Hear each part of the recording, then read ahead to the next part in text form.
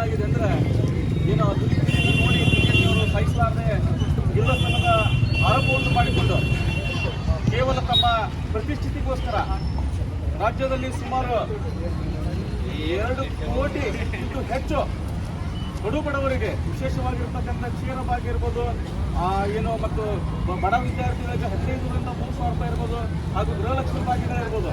ಕೇವಲ ಕಡು ಬಡವರಿಗೆ ಯಾವುದೇ ಜಾತಿ ಮತ್ತು ಮತವನ್ನು ನೋಡದೆ ಸರ್ವ ಜನಾಂಗದ ನಾಯಕ ಯಾರಿದ್ರಿಂದ ರಾಜ್ಯದಲ್ಲಿ ಕೇವಲ ಒಬ್ಬರು ಮಾತ್ರ, ಅದು ಸಿದ್ದರಾಮಯ್ಯನವರು ಮಾತ್ರ.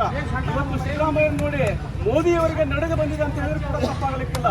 ತಮ್ಮ ಸ್ವಂತ ಶಕ್ತಿಯಿಂದ ಕೇವಲ ರಾಜ್ಯದಲ್ಲಿ ತಮ್ಮ ಸ್ವಂತ ಶಕ್ತಿಯಿಂದ 136 ಸೀಟುಗಳನ್ನು ತೆಗೆದುಕೊಂಡು ಏಕೈಕ ನಾಯಕ ಆಡಳಿತ ನಡೆಸಿದ್ದಾರೆ ಅಂದ್ರೆ ಅದು ಡಿ ದೇವರಾಜ ಅರಸರು ಹೊರತುಪಡಿಸಿ ಸನ್ಮಾನ್ಯ ಶ್ರೀ ಅಹಿಂದ ನಾಯಕರಾಗಿರ್ತಕ್ಕಂಥ ಸಿದ್ದರಾಮಯ್ಯನವರು ಅಂತ ಹೇಳಿದ್ರು ಕೂಡ ತಪ್ಪಾಗಲಿಕ್ಕಿಲ್ಲ.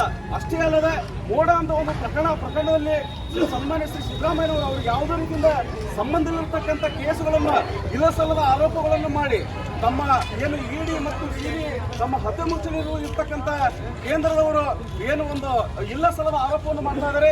ಇದು ಬಹಳಷ್ಟು ಅಹಿಂದ ನಾಯಕರಿಗೆ ಅಷ್ಟೇ ಅವಮಾನ ಅಲ್ಲ, ಕರ್ನಾಟಕ ರಾಜ್ಯದಲ್ಲಿರ್ತಕ್ಕಂಥ ಕೇವಲ ಕಡು ಬಡವರು ಇರ್ಬೋದು ಮತ್ತು SC/ST ಇರ್ಬೋದು, ಅಹಿಂದ ವರ್ಗ ಮತ್ತು ಮುಸ್ಲಿಂ ಹಲವಾರು ಸರ್ವ ಜನಾಂಗದ ನಾಯಕ ಯಾರಿದ್ರೆ ಸನ್ಮಾನ್ಯ ಶ್ರೀ ಸಿದ್ದರಾಮಯ್ಯನವರು ಅಂತ ಹೇಳಿದ್ರು ಕೂಡ ತಪ್ಪಾಗಲಿಕ್ಕಿಲ್ಲ. ಅಷ್ಟೇ ಅಲ್ಲ, ಬಂದಿರ್ತಕ್ಕಂಥ ರಾಜ್ಯದ ಎಲ್ಲ ಮೂಲಗಳಿಂದ ಗಣ್ಯರ ಹಾವೇರಿ ಜಿಲ್ಲೆಗೆ ಅಂಬೇಡ್ಕರ್ ಏನು ಸರ್ಕಲ್ಗೆ ಆಗಮಿಸಿದ್ರೆ ಎಲ್ಲರಿಗೂ ಕೂಡ ಹೃದಯಪೂರ್ವಕವಾಗಿರ್ತಕ್ಕಂಥ ಭವ್ಯವಾಗಿರ್ತಕ್ಕಂಥ ಸ್ವಾಗತ ಮಾಡ್ತೇನೆ. ಸ್ವಾಗತ ಸುಸ್ವಾಗತ.